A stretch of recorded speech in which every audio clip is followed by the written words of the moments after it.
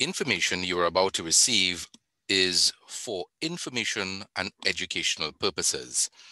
The information presented in this module is not for financial or legal advice.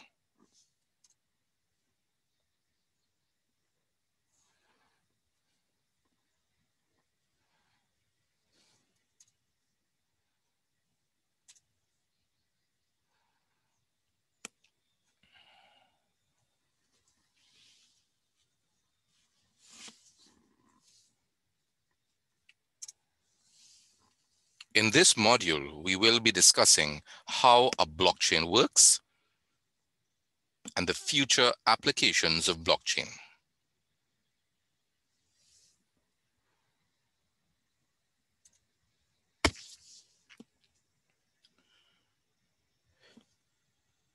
In the modern world, since 2009, Satoshi Nakamoto, or a group of individuals that call themselves Satoshi Nakamoto, created the first decentralized blockchain. And in that process of January 2019, the first Genesis block of the blockchain was mined. What Satoshi Nakamoto in fact created was the first peer-to-peer digital model of transferring value. And this is what blockchain technology since 2008 to present has created in the world today. It has created a whirlwind of innovation. And we are going to explore that innovation now. We are going to look at the blockchain, how it actually works, very basic, so that you can get a clearer picture when we talk about a blockchain, when we talk about transactions, what are we actually referring to? Many people confuse blockchain and cryptocurrencies, or in a particular way, they confuse it with Bitcoin. However, to clear this misconception, blockchain is not a cryptocurrency. Blockchain is not a cryptocurrency. Blockchain is the technology behind cryptocurrency. And this is just one of the many use cases of this technology. Blockchain is making it possible in almost every aspect of industry, just like any other software, only making everything else smarter, more reliable, and in many cases, cheaper. Blockchain is a decentralized ledger. Decentralized is the word we will be using. Take note of that, decentralized. Blockchain is a decentralized ledger, tracking digital assets on a peer-to-peer network. On this network, each node or computer or server connects to one another in some way, and then each node holds the same copy of the ledger. And what is interesting is each of these computers that are connected on a network are independent. They are not centrally controlled by any particular authority. And that's what makes the blockchain initially, since 2008, decentralized. There are 4 basic types of blockchains, which we will discuss further along our conversation. But for all intents and purposes, the most important blockchain that was created was a decentralized model. So let's break down this statement of decentralized. But before we go to decentralized and breaking down the statement, let's take a look at, by definition, what a blockchain really is. When you vote, have you ever wondered whether your ballot is actually counted? If you meet someone online, how do you know they're who they say they are? When you buy coffee that's labeled fair trade, what makes you so certain of its origin? To be sure, really sure, about any of those questions, you'd need a system where records could be stored, facts could be verified by anyone, and security is guaranteed. That way, no one could cheat the system by editing records, because everyone using the system would be watching. Systems like this are on the horizon, and the software that powers them is called a blockchain. Blockchains store information across a network of personal computers, making them not just decentralized, but distributed.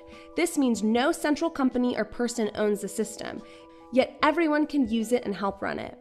This is important because it means it's difficult for any one person to take down the network or corrupt it. The people who run the system use their computer to hold bundles of records submitted by others, known as blocks, in a chronological chain.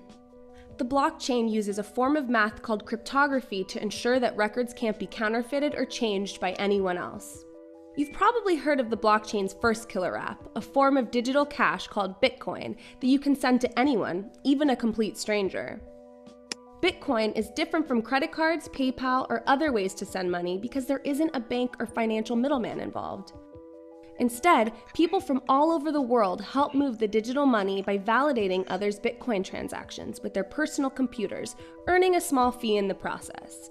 Bitcoin uses the blockchain by tracking records of ownership over this digital cash, so only one person can be the owner at a time and the cash can't be spent twice, like counterfeit money in the physical world can. But Bitcoin is just the beginning for blockchains. In the future, blockchains that manage and verify online data could enable us to launch companies that are entirely run by algorithms, making self-driving cars safer, help us protect our online identities, and even track the billions of devices on the Internet of Things. These innovations will change our lives forever, and it's all just beginning. To learn more about the urgent future of the blockchain, please visit iftf.org/blockchainfutureslab. So as you can see, there are many useful cases of blockchain technology. But for all intents and purposes of what we are discussing right now, we will be discussing technology, transactions. We will be dealing with transactions, peer-to-peer digital transactions. So there are many use cases for blockchain: manufacturing, customer service, business, logistics, freight, transportation, inventory, warehousing, packaging, many industrial use cases that blockchain is being currently used, because blockchain is a technology that makes things immutable. And in many cases, when we're dealing with these industrial applications, they may have been affected by too much of a centralized authority. And in the second part of this module, we will be discussing the implications of what centralization is. What are the pros? What are most likely the cons that have been, taking place over the last 4 or 5 decades? So when we are looking at the blockchain, we are in fact looking at various transactions.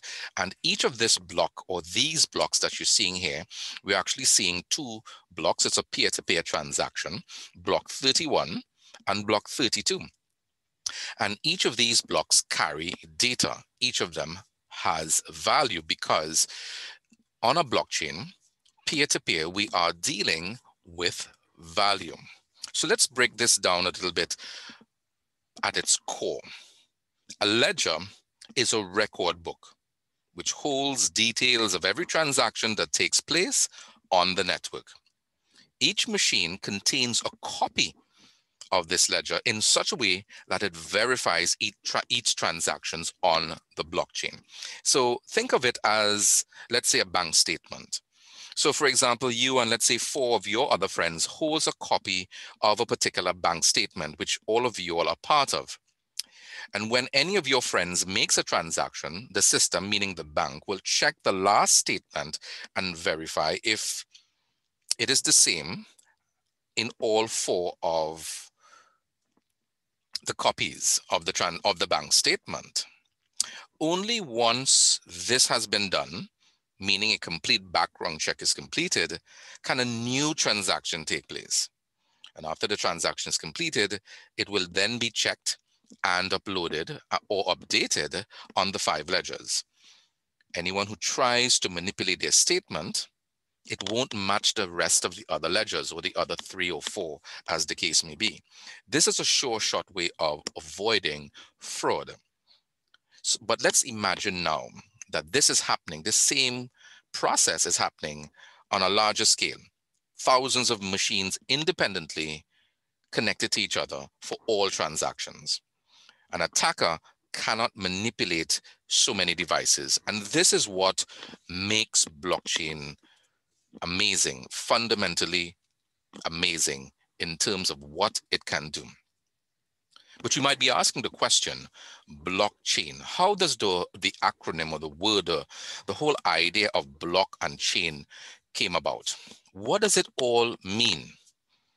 We're going to look at the book analogy now, and the book analogy really explains to a large degree what a blockchain is. And after this analogy, you will be able to articulate a very basic, simple description of what a blockchain really is. And when you understand the basics in terms of what the blockchain is, you will then be able to see how it functions, peer-to-peer, and all the other cryptographic technology that works independently on the blockchain and makes it amazingly resilient.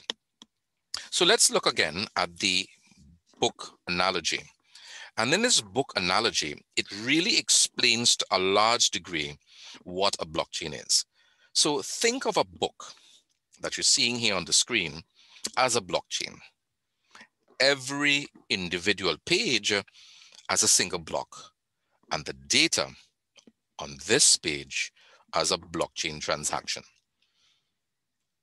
So let me go through that again. Think of the book that you're seeing here as the blockchain. Think of the page as the block, and think of the data on the page as a blockchain transaction. All these pages are in a particular order and references to a particular or previous page. Bearing in mind, it is essential not to delete any of the pages, as you would know that if you delete any of the pages, it could change the whole idea and meaning of the book. So let's look at this example. If you remove, let's say, page 65 from a 100-page book, then it will get noticed when somebody looks at the book or tallies the book. But there are many questions that may arise. What does this have to do with digital assets? What if the page is not deleted and instead the data on it has been tampered? And this is where blockchain comes in, because blockchain prevents all these questions from materializing. This is precisely what makes blockchains so transparent.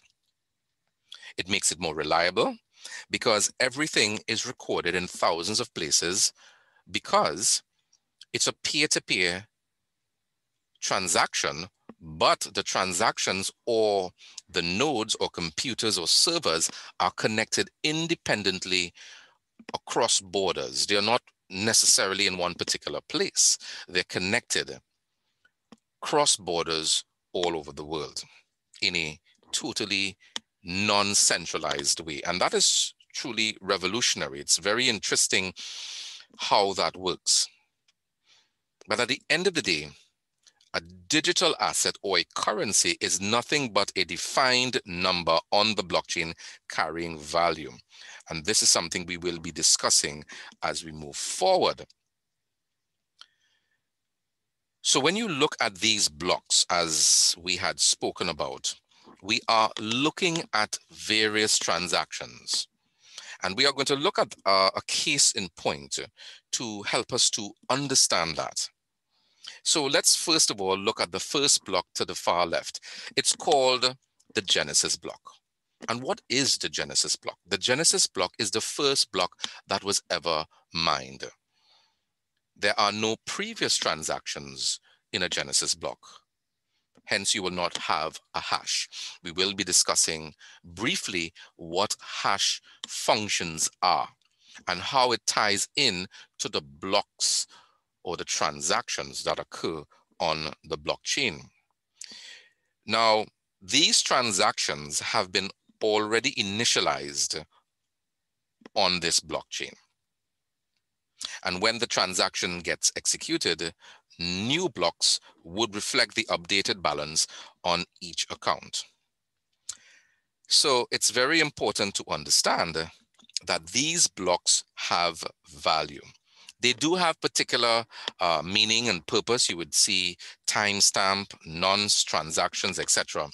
And what all of these are, in fact, doing is, in fact, working together on the blockchain to create a systematic, immutable sequence of transactions in blocks that we talked about that cannot be changed. Remember the book analogy? The book analogy says the book is the blockchain.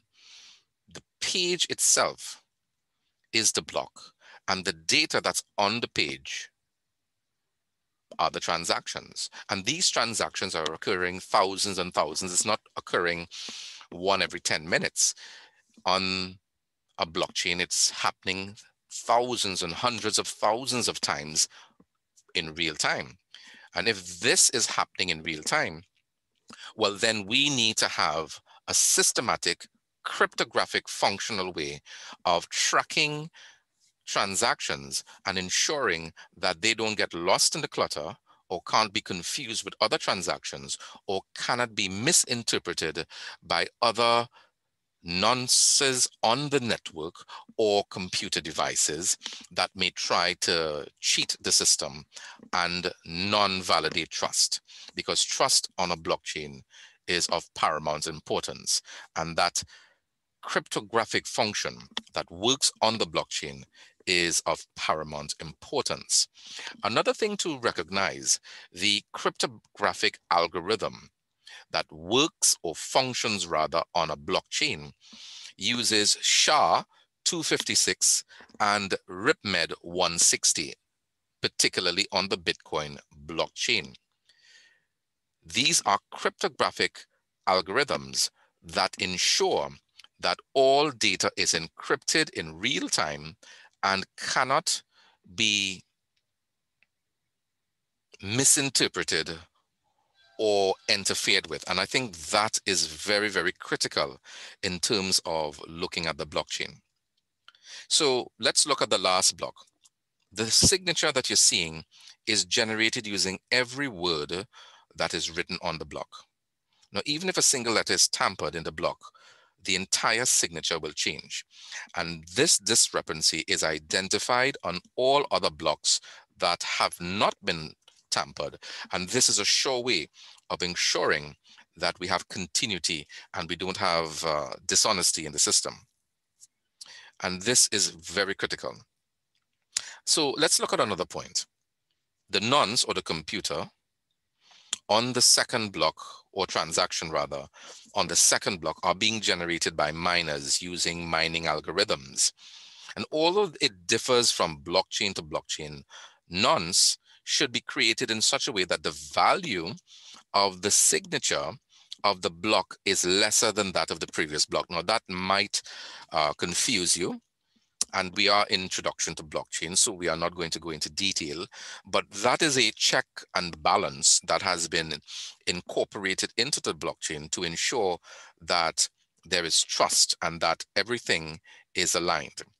The signatures should be in decreasing order. So to find such a signature, a miner has to guess on a nonce and calculate its digest and check if the digest has a lesser value. The digest basically is the ledger. And to see if the previous one is in sync with the other. If not, then this process keeps repeating. Miners have to try millions and trillions of times before coming up with the right number. It is this right number that they're looking for that's called proof of work. And that's very important when we're dealing with decentralized blockchains, such as a Bitcoin network, because it uses proof of work, meaning a lot of time and computational power is required to mine such numbers. And reaching to such a number proves that the miner has done some form of work, and for that work, they are rewarded with coins or tokens. The nonce are further used by other people on the blockchains to execute transactions. So let's go through this very easily, very simply. Each block has a signature generated by a hash function, which we will come to. And in this hash function, each block must have a signature of a lesser value. It has been designed in that particular way to ensure that the next block will be able to be effectively validated. And this is very important. What miners do is they guess. They make a guess, computational guess, thousands, hundreds of thousands, and trillions of times to guess what that value of the next block is. And the one that guesses the value correctly, meaning the computer device, gets rewarded, and gets rewarded in Bitcoin. Now, in order to have integrity and security on any blockchain, there must be some form of incentive. The proof of work process allows all participants to be incentivized, because you would not want to be using your computer resources, your internet, your ASIC equipment for free. There must be some form of reward. And in this case, the reward is Bitcoin. And that's how, in a decentralized system, one can effectively create a network and keep the network together because of incentives. Incentives, in this case, Bitcoin, or in many other cases, other cryptocurrencies, create the environment of a long, secure, and lasting relationship within the network, because everyone is working together to get a unique reward. Let us take a look now at what hashing is, because hashing is a very important function on any blockchain. It's a very simple process, highly complex, very cryptographic, but in this video, it will help you to get a base knowledge understanding as to the role and function of hashing.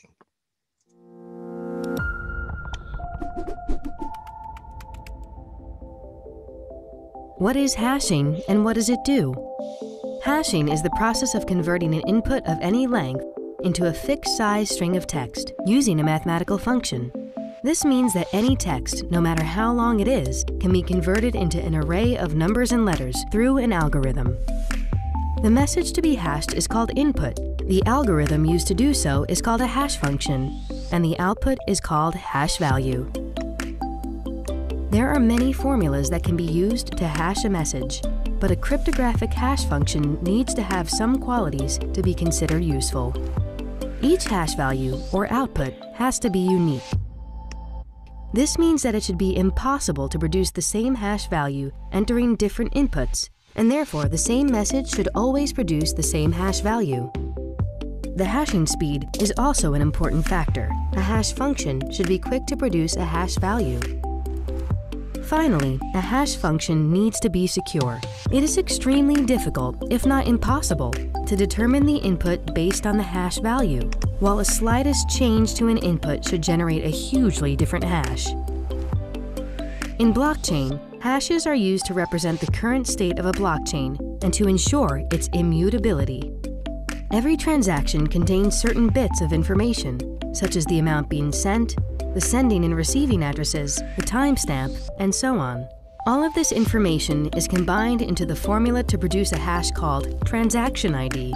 The transaction ID is a hash value that can be used to identify and confirm that a transaction has happened. The first block in a blockchain, known as a genesis block, contains transactions that, when combined, produce a unique hash. When the second block is created, the hash of the genesis block is added to all of the new transactions in the new block. This combination is used to create its respective hash. This process is repeated with all the new blocks being added to a blockchain, always taking previous hashes to generate the newer ones, creating an unbreakable dependency. This way, each block links back to its previous block through its hash, forming a chain back to the genesis block, which makes blockchain a secure, immutable, and transparent network. So a very simple, straightforward analogy of what hash functions are. Hash functions are cryptographic functions that connect one block to another block. So the hash function of the first block is encrypted using SHA-256 in case of using the Bitcoin network, or RIPMED 160 to create a hash function. These are specific cryptographic algorithms that are used on that blockchain. Each blockchain may have different types of cryptographic algorithms. Most blockchains use SHA-256. We will be using some of these cryptographic algorithms in an exercise shortly where you will get a chance to even use data like your name, your address, where you live, or anything of that matter, and input that into a cryptographic algorithm like SHA-256 and RIPMED 160 so you can see what is the end result. Always remember, this is a one-way road, meaning that the end result, you cannot use the end result to get back the beginning. And that's one of the unique functions of cryptographic algorithms, to ensure that the data is encrypted and it cannot be undone as we continue to move forward on the blockchain. Just to recap from your memory, the alternative uses of blockchains can be classified in 7 main important classifications. So for all intents and purposes, there are 7 main classifications for cryptocurrencies. These classifications have a lot to do with the type of blockchain, whether they're using proof of work, proof of stake, which basically is a different system altogether. Proof of work uses quite a lot of energy. So there are 7. 1, we have cryptocurrencies, which we are talking about. Bitcoin is an example of a cryptocurrency. Main function of cryptocurrency is to represent value. It is a medium of exchange. Then we have platforms, we have utility tokens, security tokens, natural asset tokens, crypto collectibles, which is becoming very, very popular, called NFTs, and last but not least, crypto fiat currencies and stablecoins, which are becoming mainstream by many institutions, the Federal Reserve, soon to be releasing FedCoin, and of course, eCoin coming out from the European Union, and many other government or central banks coming out with their government-issued stablecoin. And all of these things are going to tie into the future innovation of what is taking place in the world of blockchain and, by extension, cryptocurrency. Remember, cryptocurrency is not a blockchain. Blockchain is the technology behind the cryptocurrency, and that is one of the most important distinctions that I want you to always remember. Cryptocurrency is not a blockchain. Blockchain is the technology behind cryptocurrency, which is very, very important. There are unique benefits. So for many individuals, blockchains is not just a technology, but it's more than just a technology. It has the potential to disrupt traditional technologies, which help in creating a fairer world, like finance, governance, even supply chain management, risk management, just to name a few. So we are, in fact, going to examine some of the individual qualities that blockchain offers, and what are the unique benefits that it is, in fact, adding to the whole landscape. Blockchain functions as a decentralized peer-to-peer system, and thus this system never crashes. Very important point to note. Blockchain functions as a decentralized peer-to-peer system, and thus its system never crashes. So for example, you have a company website, you run it through centralized servers, and these servers could be redundant because of years of operations. And if these servers crashes, your website goes down and there is nothing you can do. But with blockchain technology, everything runs on a peer-to-peer network, so that even if one pair goes down, meaning a computer server goes down on the network, the blockchain will still continue to function correctly. And that's what separates centralized control from decentralized, because in a decentralized network, every computer device is connected independently. So if one goes down, the others will take up the slack, and there is always going to be continuity. So it's not going to have a situation where the system is going to crash. As you already know, in cryptographic function, that on a blockchain, especially the Bitcoin blockchain, we're using the SHA algorithm, and we're using the RIPMED, the RIPEMD 160 algorithm. These are publicly defined algorithms. And what do we mean by publicly defined algorithms? These are algorithms that are in use by many companies already. So there's already a system that's set up where you can cryptographically use SHA-256 and RIPMD 160 to create a hash function. And that's very important. All the transactions that are confirmed on the blockchain have another cryptographic algorithm running behind them as well. So hence, when each transaction is created from the top of the previous transactions, it is difficult for people to tamper with the data.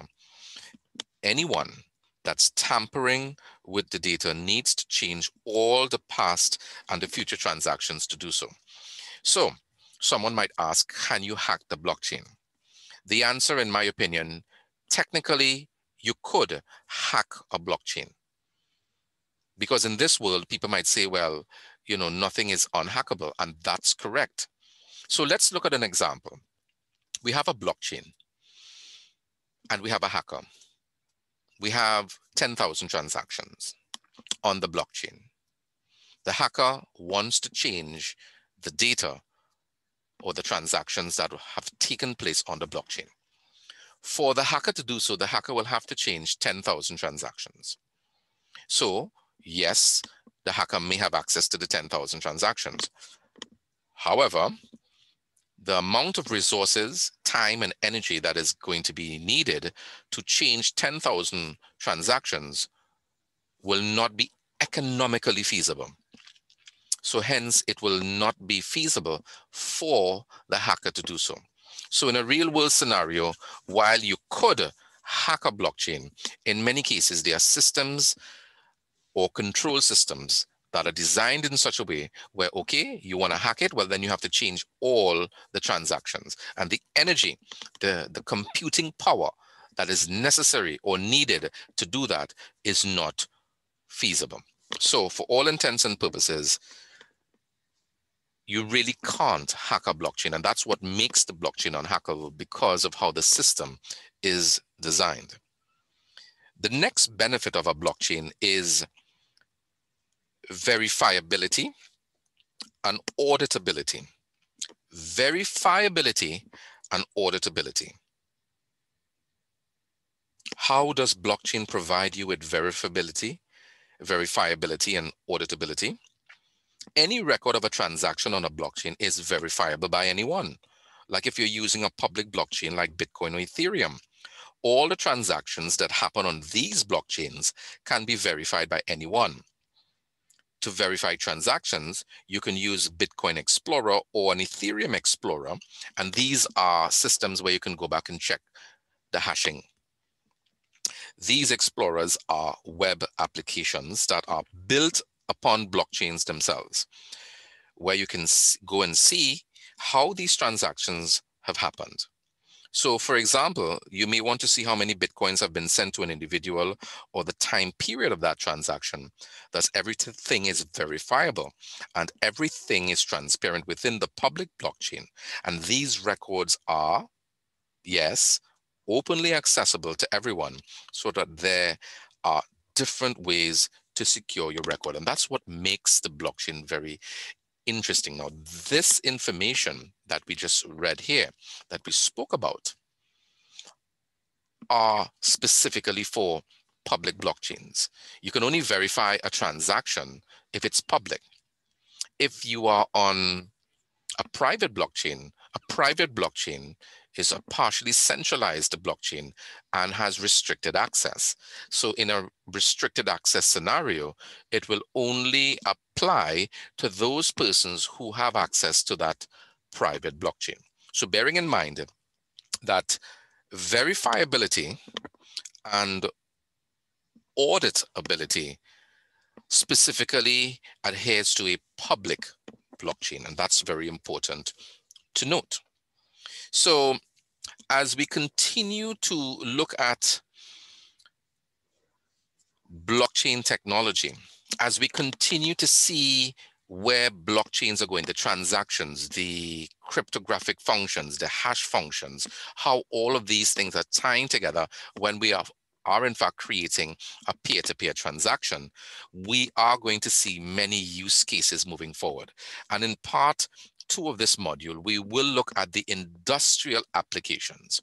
We will in fact look at the many benefits of what this technology is in fact doing, because what good would be any technology, whether it's immutable, it's unhackable, it can't crash or anything like that, if there aren't real case scenarios in the world?